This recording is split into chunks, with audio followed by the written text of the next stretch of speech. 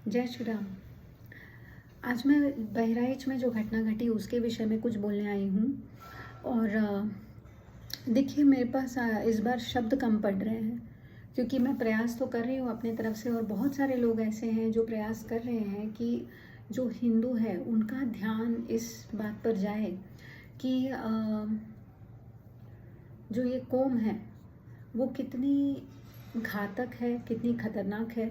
लेकिन पता नहीं लोगों में, मतलब ये ऐसे सुप्त अवस्था में क्यों है हिंदू, कि वो जल्दी समझते नहीं हैं किसी भी बात को। फिर भी मेरा प्रयास रहेगा कि मैं जो मेरी जो भी अपना, देखिए, जीवन जीने के लिए आपको बहुत सारी एनर्जी की आवश्यकता होती है, राइट। कमाना, घर चलाना कोई मामूली बात नहीं है।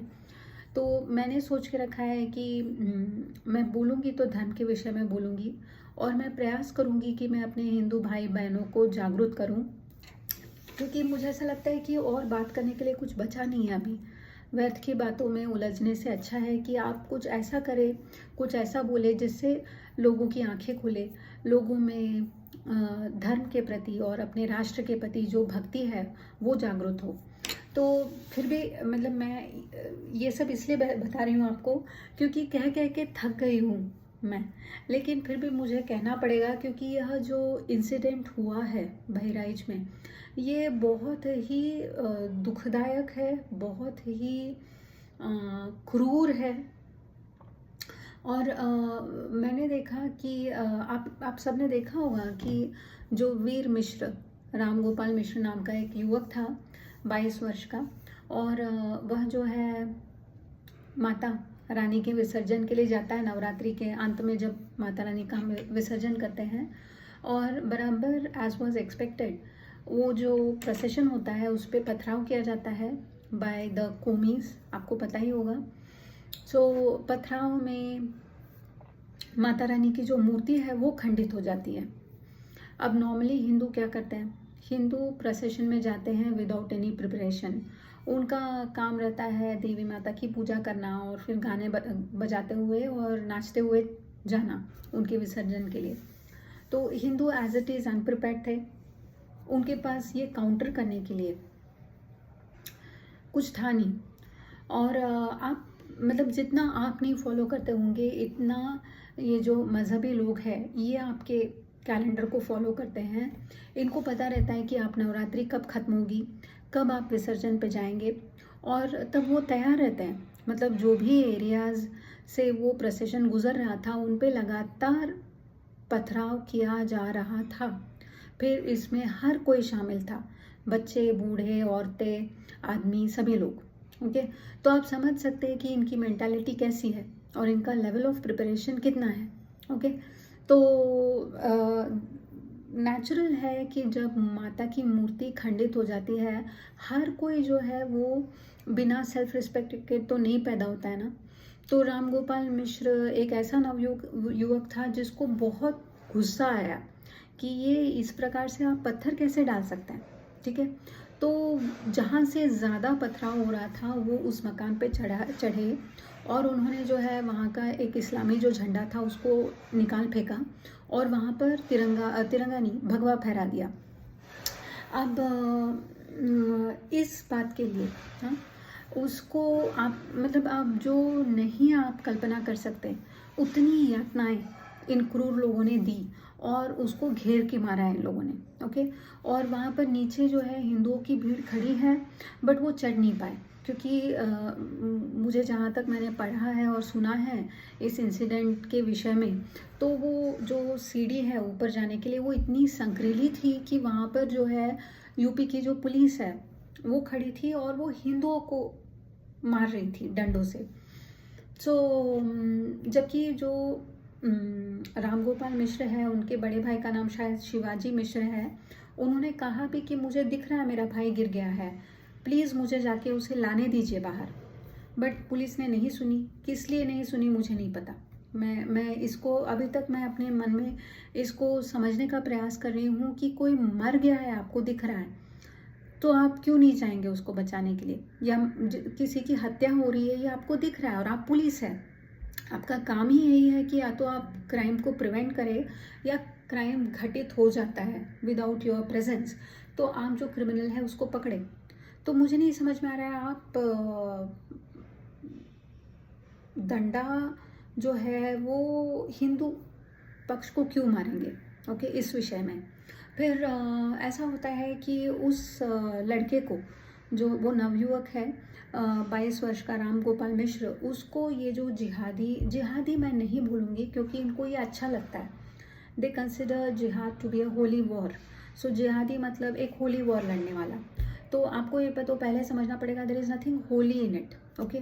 सो आप इसको सीधे सीधे आतंकवादी या टेररिस्ट बोला कीजिए, जिहादी वहादी मत बोलिए इनको। तो ये जो आतंकवादी की भीड़ है, इसने जो है राम गोपाल मिश्र को घेर लिया। उनके शरीर पर 22 या किसी रिपोर्ट्स में कहा जा रहा है 35, मतलब मोर देन 20 आप पकड़ लीजिए, उतने छर्रों के निशान हैं।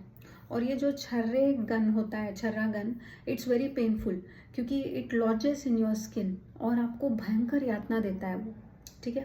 तो आप सोच सकते हैं किस प्रकार तड़पा तड़पा के मारने की इनकी प्रवृत्ति है, ओके।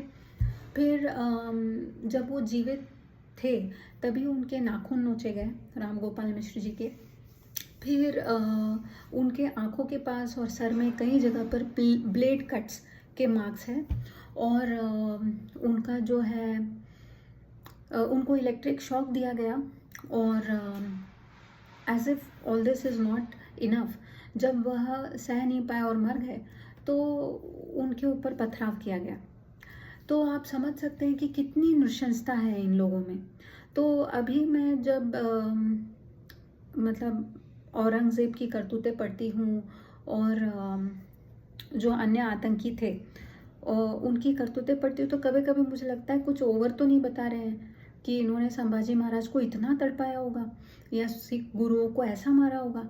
कई बार विश्वास नहीं होता है क्योंकि हम मानव हैं, और मानव जो है वो मतलब शायद वो गुस्से में किसी का खून कर दे, बट इस प्रकार की नृशंसता कोई करेगा तो उसका मानसिक जो संतुलन है देखिए, मानसिक संतुलन बिगड़ना बोलने से ये लोग they use it as a defence.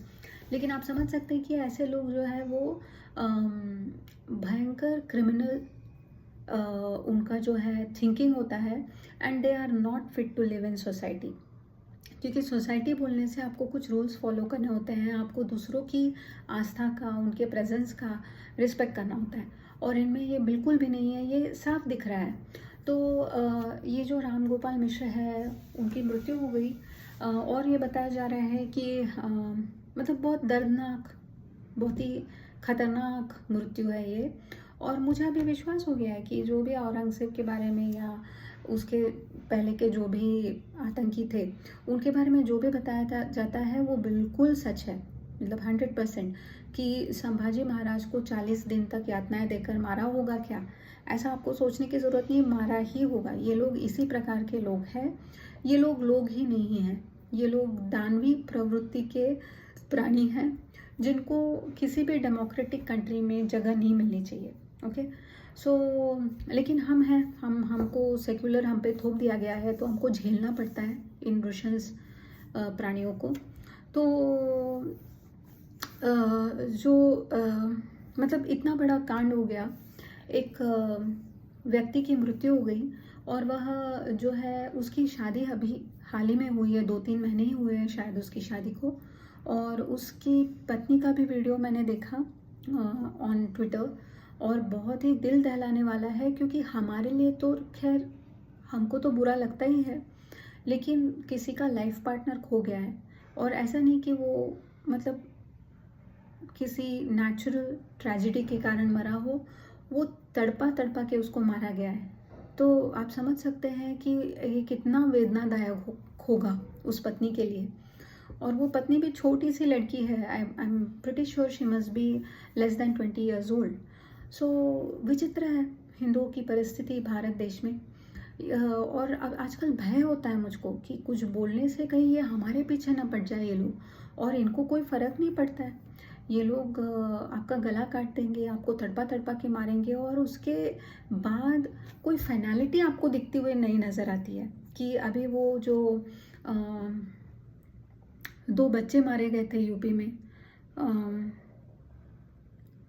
उनका भी पता नहीं क्या हुआ, आई डोंट नो वो आरोपी पकड़े गए या नहीं, या उनको एक का तो शायद एनकाउंटर हो गया और वहाँ पर 30,000 की भीड़ जम गई एंड ऑल फ्यूनरल के लिए। तो ये एक पागलपन इनका चलते रहता है। और इस केस में भी सो कॉल्ड एनकाउंटर किया गया, लेकिन मतलब पैर में गोली मारी गई।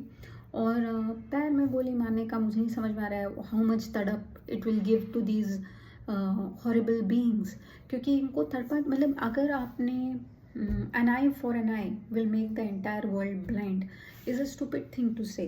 N eye for an eye will stop the perpetrator and many eyes will be saved। आप समझ रहे हैं? जैसे अगर किसी व्यक्ति ने इतनी नृशंसता से किसी और व्यक्ति का मतलब उसको मार दिया है, जब आप वो खतरनाक व्यक्ति को मारते हैं तो आप कई सारी जानों को बचा रहे हैं एक्चुअली। ओके, तो मेरे प्रकार से अगर मुझ में उतना, मतलब मेरे पास इतना पावर होता, तो जो भी इन्होंने वो राम गोपाल मिश्र जी के साथ किया है, बिल्कुल उसी तरह का ट्रीटमेंट मैं इन लोगों को देती, और वैसे ही तड़पा तड़पा के इनके फैमिली के और बिरादरी के जितने भी लोग इसमें शामिल हैं उन सबको मैं मरवाती। और इनका अगर जो भी फ्यूनरल हो रहा है उसमें अगर कोई आता है तो उनको तो पड़ेगी मेरे हाथ से, बिकॉज आई ऑलवेज फील जो जिहादी का सपोर्ट करता है वो स्वयं भी एक जिहादी है। सॉरी अगेन, मैं जिहादी नहीं बोल सकता हूँ, जो आतंकवाद का सपोर्ट करता है वो स्वयं एक आतंकवादी है। और इनको ये नाटक नहीं करने देना चाहिए पुलिस ने कि एक आतंकवादी के या टेररिस्ट के या भयंकर व्यक्ति के फ्यूनरल में हज़ारों की भीड़ आए। उनमें वो डर बैठना चाहिए कि अगर हम वहाँ दिखे तो पुलिस फायर कर देगी। ठीक है, तो मुझे नहीं पता, ये तो नहीं होगा, संभव नहीं है, देखते हुए कि भारत में जो है दानवाधिकार ज़्यादा प्रोटेक्टेड है। और इससे क्या मैसेज मिलता है आपको कि हिंदुओं की लाइफ की कीमत क्या है इस देश में? शून्य। ठीक है, और एक मैं बात बता देना चाहती हूँ कि इतना बड़ा कांड हो गया, लेकिन इन लोगों ने सिर्फ इस बात पे कॉन्सेंट्रेट किया कि उस लड़के ने जो किया वो गलत किया, कि वो एक स्ट्रेंजर की प्रॉपर्टी पे चढ़ा और उसने वो झंडा उतार फेंका।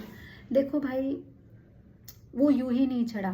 ओके, अगर आप बात ही कर रहे हैं कि the righteousness of his conduct, तो आप you have to go back. आपको देखना पड़ेगा कि पथराव जो है वो उस घर से हुआ, अधिक हुआ, और पूरे मतलब सारे घरों से हो रहा था। उसमें उनकी औरतें, उनके आदमी, उनके बच्चे, उनके टुच्चे सब शामिल थे। तो फिर मतलब क्या हर बार हिंदू जो है देखता रहे कि पथराव हो रहा है तो भी वो मतलब मूर्ति खंडित भी हो गई तो वो अलग दिशा में देखता रहे? क्योंकि यहाँ पे प्रशासन तो मुझे मदद के लिए आते हुए नहीं दिख रही। मुझे नहीं पता पुलिस वाले क्या कर रहे थे। ऑफकोर्स यूपी समान एक गुंडा, मतलब वहाँ पर तो माफिया का बहुत राज है। तो योगी जी जो कर रहे हैं और उनकी पुलिस जो कर रही है वो सराहनीय है। बट हैविंग सेड दैट, अगर आप एक इम्पॉर्टेंट जो फेस्टिवल है हिंदुओं के लिए, उसमें उनके प्रोसेशन को आप नहीं प्रोटेक्ट करें तो आप क्यों तैनात है वहाँ पर? ठीक है, तो मतलब आपके आंखों देखी वो लोग पत्थर फेंक रहे हैं। जब इसको गुस्सा आया राम गोपाल मिश्र को कि यार तुम फेंक कैसे रहे हो, बार बार ये कैसे कर लेते हो तुम लोग? चप्पल फेंक रहे हो, टायर फेंक रहे हो, पत्थर फेंक रहे हो, पेट्रोल बम फेंक रहे हो, क्या चल क्या रहा है? तो वो गुस्से में चढ़ा और तुम्हारा वो जो मतलब 2 टके का झंडा फेंका उसने ज़मीन पर और वहाँ पे भगवा लहराया। अगर तुम्हारी दृष्टि में यह अपराध है, मेरी दृष्टि में तो बिल्कुल भी नहीं है, because he is a human and he is a proud Hindu. तो उसने वो किया जो बाकी हिंदू हिम्मत नहीं कर पाता है। उसको नहीं पता था क्या अगर वो वहाँ पे पकड़ा गया तो उसके साथ क्या होगा? उसको नहीं पता ये लोग जमघट बना के हाइनास की तरह रहते हैं। उसको बराबर पता था, लेकिन एक हद होती है जब तक आप सहन कर सकते हैं, फिर बाद में आपको सहनशीलता आपकी खत्म हो जाती है। मुझे तो राम गोपाल मिश्र इसी प्रकार का लग रहा है कि उसका जो सब्र का बांध था वो टूट गया। उसने उठाया वो गंदा सा झंडा, फेंका ज़मीन पर और वहाँ पे भगवा लहराया। अगर उसने किया हुआ लीगल दृष्टि से गलत भी हो तो यह मैटर कहाँ जाना चाहिए? यह मैटर जाना चाहिए पुलिस के पास, फिर बाद में कोर्ट के पास। तुम कौन होते हो अपने हाथ में हथियार लेके एक व्यक्ति की इस प्रकार निशंसता से हत्या करो? तुम मतलब तुमको गुस्सा आया इसलिए तुमने गोली मार दी, ऐसा भी नहीं है, तुमने तड़पा तड़पा के मारा है उसको। सो एक शेर को कई सारे लकड़बग्गों ने पकड़ के नृशंसता से मारा। यही है ना इसका सत्य। और इतना तुम लोग कॉन्स्टिट्यूशन, डेमोक्रेसी और माइनॉरिटी राइट्स का जो झुंझुना बजा बजा के नाचते हो, हाँ? तो अब कहाँ गई डेमोक्रेसी? तो इनको तो लॉजिक नहीं सुनना है। एक्चुअली ये रेटोरिक क्वेश्चन है, मुझे पता है इसका कोई जवाब नहीं है, क्योंकि इनका बिल्कुल आइडिया क्लियर है। They want to attack on Hindus every way possible. किसी प्रकार हिंदुओं की हालत, भारत के हिंदुओं की हालत बांग्लादेश और पाकिस्तान समान हो जाए, उनकी संख्या कम हो जाए, उनमें से अधिक स्त्रियां जो है वो कन्वर्ट हो जाए, तो हम इनको नहीं छोड़ेंगे। इस प्रकार का उनका मेंटालिटी है। ओके, तो उनको तो आपके लॉजिक फिजिक्स से कुछ लेना देना नहीं है। बट मैं यूँ ही पूछ रही हूँ to make sense to the Hindus who are seeing this incident. कोई भी अगर आपको गुमराह करने का प्रयास कर रहा है तो थोड़ा सोचे कि क्या हुआ वहाँ पर, वह व्यक्ति क्यों चढ़ा होगा, और अगर वो चढ़ा भी है बिना प्रोवोकेशन के, विच इज़ इम्पॉसिबल, ठीक है, मान के चलते कि उसने वो झंडा फेंका, गलत किया, मेरी नज़र में तो बिल्कुल भी नहीं है। I feel he is a proud Hindu who was aware. अगर वो वहाँ पर अकेला पकड़ा गया, और वो अकेला पकड़ा जाने वाला ये भी पता था उसको, लेकिन फिर भी वो चढ़ा क्योंकि he was irked by this thing कि इन लोगों के पथराव में माता की मूर्ति जो है वो खंडित हो गई है। सो उसने किया। एक जिस हिंदू के पास स्वाभिमान होता है वो क्या करेगा? वो जाके 2 थप्पड़ मार के आएगा तुमको। तो वही उसने किया, लेकिन वो अभिमन्यु की तरफ फंस गया वहाँ पर। अभिमन्यु भी नहीं बोलूँगी मैं, क्योंकि ये लोग कोई महारथी तो है नहीं। अभिमन्यु को तो भी एटलीस्ट महारथियों ने मारा था। ये लोग तो कायर लोग हैं, जो मतलब इनके ऊपर बात आए तो विक्टिम कार्ड खोल लेते हैं। और अगर कोई हिंदू मिल जाए अकेले में, फिर तो उसको छोड़ेंगे नहीं ये लोग। ओके, कोई दया क्षमा वगैरह नहीं है इनमें। तो हाँ, यही हुआ। इसमें एक बहुत आश्चर्यजनक बात ये थी कि एक पुलिस ऑफिसर है, फीमेल पुलिस ऑफिसर, जिसने कहा मुस्लिम एरिया से ये लोग लेके गए, इसलिए प्रोवोक हो गए मुस्लिम। तो मुझे एक ही वर्ड में इसको बताना है कि मुस्लिम एरिया इन लोगों ने मांग लिया है। उसे को आज आप पाकिस्तान और बांग्लादेश बोलते हैं। तुमको जाने की इच्छा थी, नहीं थी, तुमने मांगा है, तुमने जाना चाहिए था, तुम नहीं गए। जो बचा कुचा है वो भारत देश जो है वो हिंदुओं का है, और हिंदुओं का इसलिए है, और सेक्युलर वर्ड होते हुए भी ये हिंदुओं का इसलिए है क्योंकि इसमें लिखा है डेमोक्रेटिक रिपब्लिक, और डेमोक्रेसी कौन पालता है? हिंदू पालता है। सो ये एक हिंदू राष्ट्र है। हिंदू के त्यौहार यहाँ पर मनेंगे, हिंदू के प्रोसेशन यहाँ पे हर एरिया से जाएंगे, हर एरिया में यहाँ पे राम का नाम लिया जाएगा, जय श्री राम का नारा यहाँ पर बिना डरे हिंदुओं को बोलने का आई फील राइट होना चाहिए, क्योंकि ये हमारी भूमि है। और अगर तुमको मुस्लिम एरिया चाहिए तो तुमने पाकिस्तान या बांग्लादेश को अपना घर बनाना चाहिए। तुम गए नहीं। सो ये तुम्हारा मतलब this is your double standard. So यही मुझे बताना था आप लोगों को। और दुख की बात यह है ना कि इस इंसिडेंट के बाद मेरा तो दिल दहल गया। मैं सोचती हूँ कि यार इनका मतलब अगर हम कुछ भी ना करें तो भी ये हमको मार डालेंगे, और फिर कुछ का कुछ। अब आज राम गोपाल मिश्र जी तो नहीं है स्वयं का साइड रखने के लिए, तो ये लोग कुछ भी बोले जा रहे हैं। वो चढ़ गया, हमको लगा कि हमारे स्त्रियों पे वो अटैक करेगा। भाई तुम्हारे स्त्रियों में किसी को इंटरेस्ट नहीं है, लेकिन मतलब आप समझ रहे हैं कि आपको ये तो, अगर आप इनके बीच में फंसे तो आप जीवित आना आपका असंभव है। फिर बाद में ये लोग कुछ भी कहानी गढ़ेंगे, क्योंकि इनको आपका श्वास लेना तक इनके लिए हर्टफुल है। इनके सेंटिमेंट हर्ट हो जाते हैं कि ये काफिर जीवित क्यों है। ठीक है, तो बहुत ही विकट परिस्थिति है हिंदुओं की। मैं ये बार बार बोल के थक गई हूँ, बट मैंने आपसे जैसे कहा कि मैंने निश्चय किया है कि मैं अपने धर्म के लिए अगर बात ही करनी है तो मैं अपने धर्म के लिए बात करूँगी, क्योंकि मेरी एनर्जी वैसे ही बहुत जल्दी वेस्ट हो जाती है बहुत काम रहता है, जीवन जीना इतना सुलभ नहीं है। कमाना है, घर को संभालना है, घर के कई सारे काम होते हैं, तो एनर्जी वैसे ही कम होती है। लेकिन मैं मुंह खोलूँगी तो अपने धर्म के लिए, ये मैंने सोच के रखा है। क्योंकि मुझे दिख रहा है कि जो जिस प्रकार से परिस्थिति बन रही है, सरकार किसी की भी हो, हिंदुओं की हालत सुधर नहीं रही है। क्योंकि हिंदुओं का जितना हो सके उतना शोषण किया जाता है, और मतलब हमारे जो जीवन की कीमत है ना, जो मूल्य है, वो कुछ भी नहीं है यहाँ पर। ठीक है, आप अकेले पकड़े गए, आपको मार डाला गया अनुशंसा करके, तो बाद में आपके बारे में कुछ भी बोला जाएगा, कुछ भी बोला जाएगा, कुछ भी आप लोगों को बताया जाएगा कि इसी ने शुरुआत की। फिर आप अपनी सफाई देने के लिए आप रहेंगे भी नहीं, तो बस ऐसे ही नैरेटिव चलता रहेगा। तो आप सब सुरक्षित रहे, ध्यान रखें। अभी भी त्यौहार आ रहे हैं, आप प्रयास करें कि आप हिंदुओं से ही सामान खरीदें और स्वयं की रक्षा करें, अपने बच्चों की, अपने परिवार की रक्षा करें, उनको भी जागरूक बनाएं। और हाँ, एकता में एक मतलब शक्ति होती है। प्रयास करें कि आप हिंदुओं को जोड़ें, ठीक है, और धर्म के लिए थोड़ा समय दे अपने जीवन का। तो मैं जानती हूँ आप लोग देते हैं, क्योंकि आप मेरे चैनल को सुनते हैं। यही एक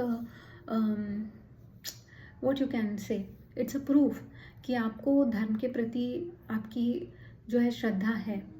मैं चाहती हूँ कि और भी लोग हमारे साथ जुड़े, और मतलब हम करेंगे, प्रयास करेंगे हम बोलने का। जितने लोगों को हम जगा पाए उतना अच्छा है। ओके, सो इसी आशा के साथ मैं अपने वीडियो को ख़त्म करती हूँ। जय श्री राम।